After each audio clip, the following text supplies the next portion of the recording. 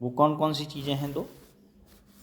One is the happiness and other is prosperity. तो अगर इसको समराइज़ करें कि दो ही चीज़ें हैं जो कि हमारे गोल का हिस्सा है, ultimate goal, that is the happiness and prosperity. ठीक है, क्योंकि आप जो भी कर रहे हैं वो अल्टीमेट किसके लिए कर रहे हैं? कुछ आपको फिजिकल संसाधन चाहिए, और वो भी क्यों चाहिए? क्योंकि अल्टीमेटली आप क्या करना चाहते हैं? खुश रहना चाहते हैं। आप इंजीनियर बन रहे हैं, कुछ ना कुछ बन रहे हैं, तो क्यों बन रहे हैं? या कुछ प्रयास कर रहे हैं, तो क्यों कर रहे हैं आप प्रयास? क्योंकि कुछ इंजीनियर बन जाएं, कोई कोई कुछ बनना चाहता है, कोई कुछ बनना चाहता है। क्यों बनना चाहता है कोई कुछ? ताकि आपको कुछ मिले उससे, यही तो है। कोई ऐसा तो नहीं है कि जो फ्री में कुछ काम करने के लिए बन रहा हो। हर आदमी अर्निंग करना ही चाहता है, तो अर्निंग भी एक ज़रूरी पार्ट है। अर्निंग तो होना ही चाहिए। ठीक है, इसका मतलब फिजिकल संसाधन भी बहुत ज़रूरी है आपके लिए। रोटी, कपड़ा, मकान, बेसिक सुविधाएं, उसी के लिए आप लोग कर रहे हैं। तो एक पार्ट तो ये हो गया कि ये भी बहुत ज़रूरी है, हम देख पा रहे हैं कि ये तो ज़रूरी है, इसके बिना काम तो नहीं चलेगा, ये तो करना ही है। लेकिन सिर्फ यही ज़रूरी नहीं है। सबसे इम्पोर्टेंट सूत्र क्या है? सिर्फ पैसा ही ज़रूरी नहीं है। पैसा ज़रूरी है खुश रहने के लिए, फिजिकल संसाधन ज़रूरी हैं, लेकिन सिर्फ फिजिकल संसाधन से ही काम नहीं चलेगा।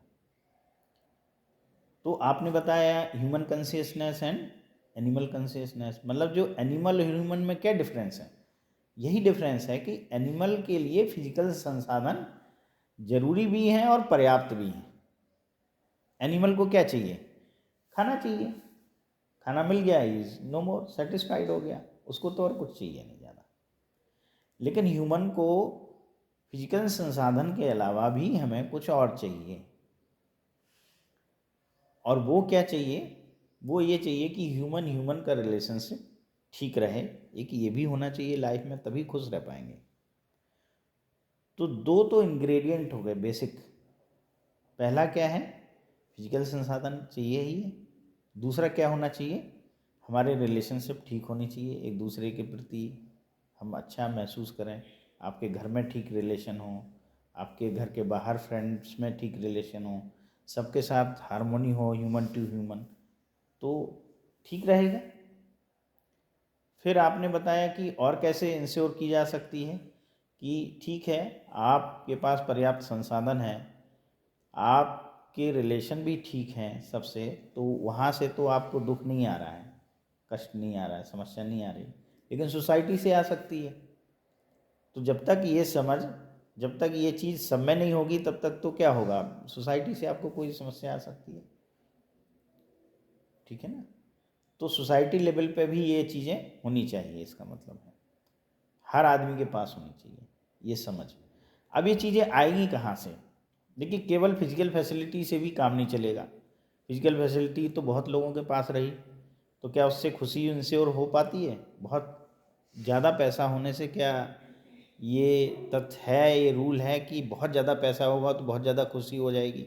ऐसा कोई रिलेशनशिप है इसमें? पैसे में ज़रूरी है एक हद तक, लेकिन उसके बाद तो ऐसा इंश्योरेंस नहीं होता है ना कि बहुत ज़्यादा पैसा हो जाएगा तो खुशी इंश्योर हो जाएगी। तो लेकिन हम ये देख पाते हैं कि रिलेशनशिप हमारी लाइफ में बहुत ज़रूरी है कि एक सेटिस्फैक्शन रिलेशनशिप होना चाहिए, और पैसा भी होना चाहिए, एक ज़रूरी हद तक पैसा भी होना चाहिए, और एक समझ होनी चाहिए। फिर ये है कि तीसरी की चीज़ क्या है कि जब रिलेशनशिप कैसे नहीं बन पाता है, कैसे हम सही रिलेशनशिप रख पाते हैं, हेल्दी रिलेशनशिप रख पाते हैं? तो उसके लिए क्या है, हमारे अंदर एक सही समझ होनी चाहिए, राइट अंडरस्टैंडिंग भी आपने बताया। तो राइट अंडरस्टैंडिंग होती है तो हम क्या कर पाते हैं, हमारी जो फिजिकल नीड है, फिजिकल फैसिलिटी की नीड है, उसको हम सही सही आंक पाते हैं। हम देख पाते हैं कि इतनी ज़रूरत है हमारी। अगर हमारी समझ नहीं है तो हम क्या करेंगे? उस पैसे का अलग तरीके से उपयोग करेंगे। फिजिकल सेटिस्फैक्शन के, फिजिकल नीड के लिए नहीं करेंगे, उसको कभी दिखावे के लिए करेंगे, उससे ही हैप्पीनेस पूरी करने की कोशिश करेंगे। हम कोशिश करेंगे कि इसी से हम कवर कर लें। ज़्यादा पैसा होगा तो ज़्यादा अच्छे कपड़े पहनना शुरू कर देंगे, हमें लगेगा कि हैप्पीनेस यही है। ठीक है, तो राइट अंडरस्टैंडिंग बहुत ज़रूरी है।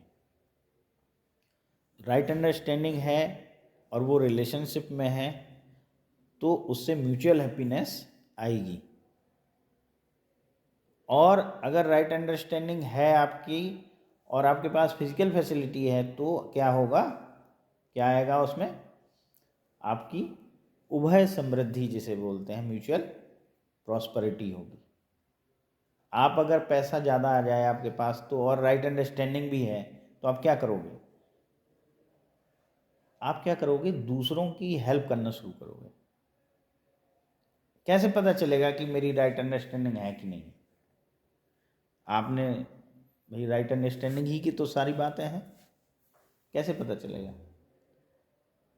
जब आपके पास में पर्याप्त संसाधन हो जाएं और आपका मन किसी दूसरे की हेल्प करने के लिए करने लगे, ऐसा भाव आने लगे कि मेरे पास ईश्वर ने जो दिया वो ठीक है, लेकिन इसके पास कम है, तो उसकी कमी आपको दिख जाए और आप अपने में से कुछ उसकी हेल्प कर दें ज़रूरतमंद की, तब समझना कि मेरी राइट अंडरस्टैंडिंग है, हो रही है। अगर आप रिलेशनशिप में ये समझ पा रहे हैं कि दूसरा व्यक्ति या तो दूसरे से कॉन्फ्लिक्ट नहीं हो रहे हैं, आप ठीक ठीक निभा पा रहे हैं, तो समझना कि आपकी राइट अंडरस्टैंडिंग है। ज़रूरी नहीं कि दूसरे की हो, दूसरा आपसे आपके ज़्यादा भी समझदार हो सकता है, कम भी हो सकता है। तो अगर कम समझदार है तो जिम्मेदारी किसकी है समझने की? अगर आप अपने आप को ज़्यादा समझदार समझते हैं तो जिम्मेदारी आपकी हो गई ना, कि आप ठीक रहें। लेकिन हम करते क्या है, हमें लगता है कि वो तो ऐसा नहीं कर रहा है तो मैं ही क्यों करूं।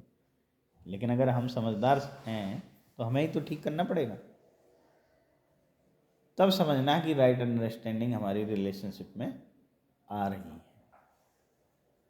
जब हम एक दूसरे को समझने का प्रयास करते हैं।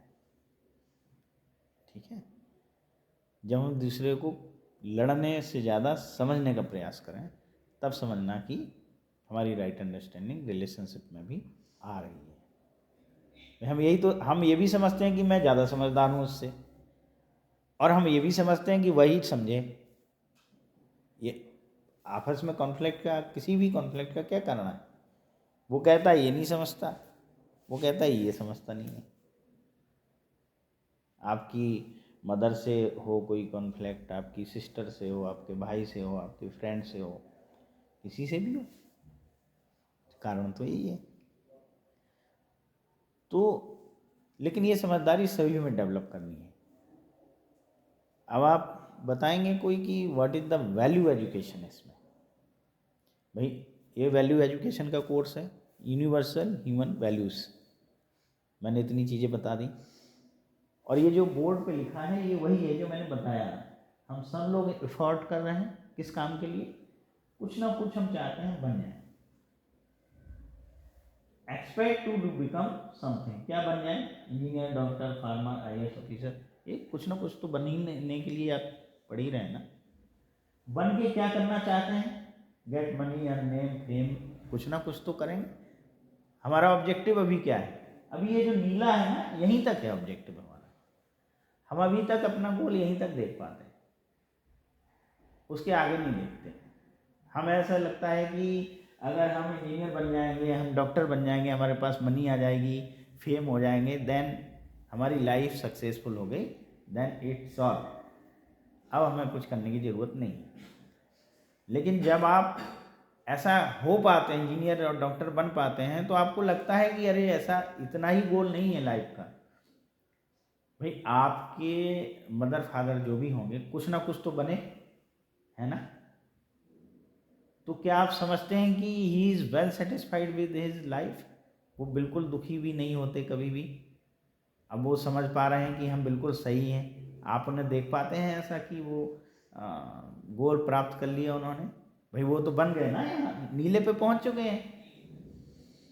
तो आप देखिए कि गोल क्या इतना ही है।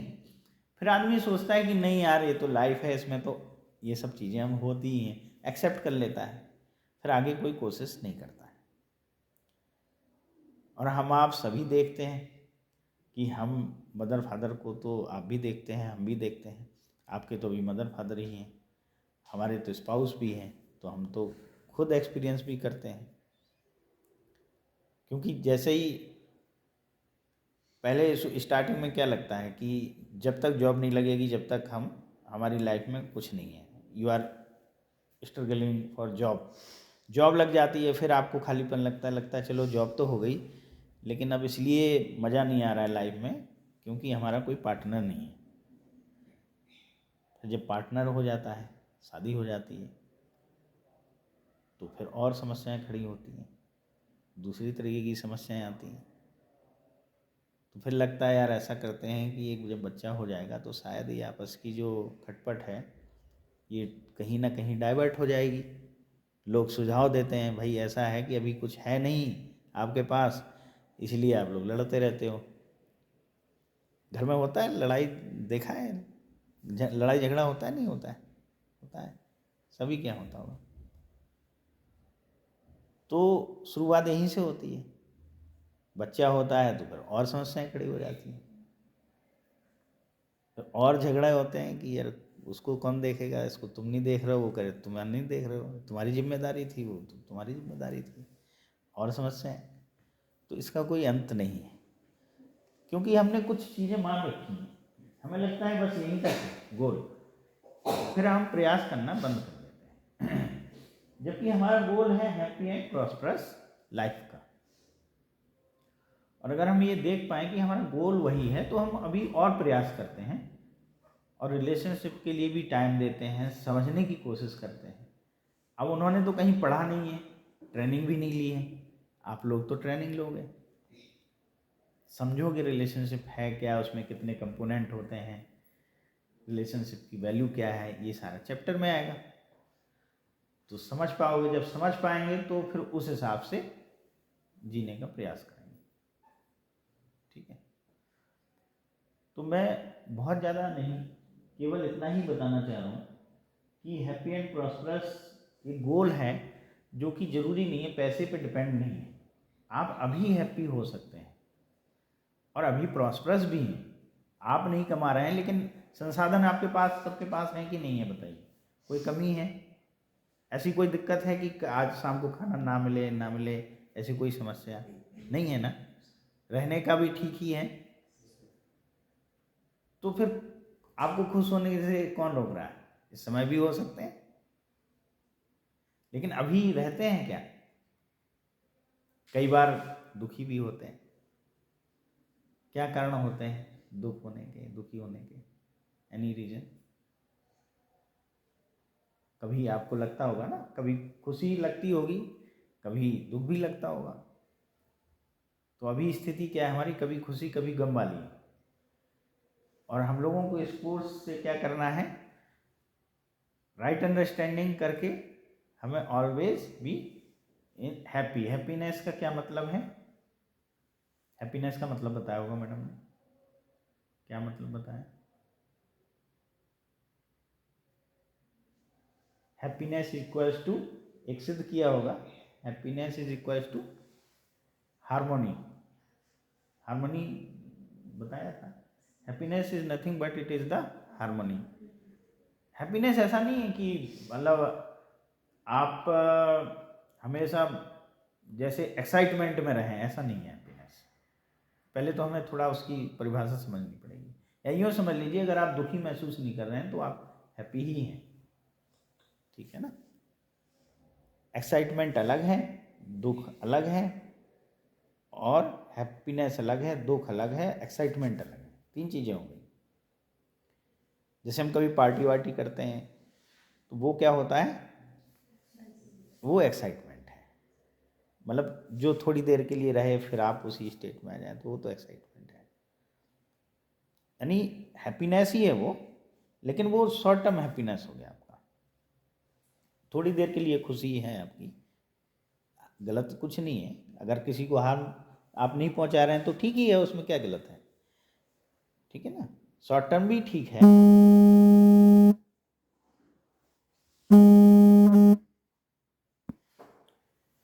लेकिन अगर हम माने कि यही यहीं तक होता है, हमें लॉन्ग टर्म हैप्पीनेस मिल ही नहीं सकती, तो हम प्रयास ही नहीं करेंगे।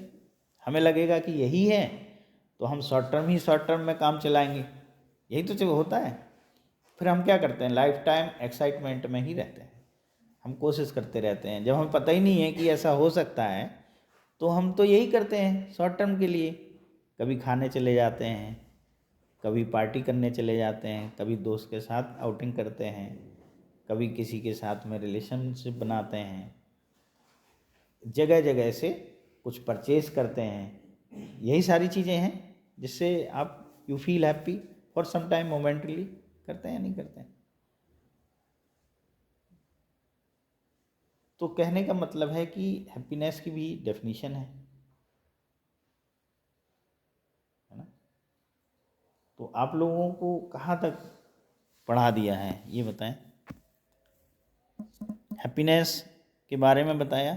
अच्छा, what is the definition of prosperity?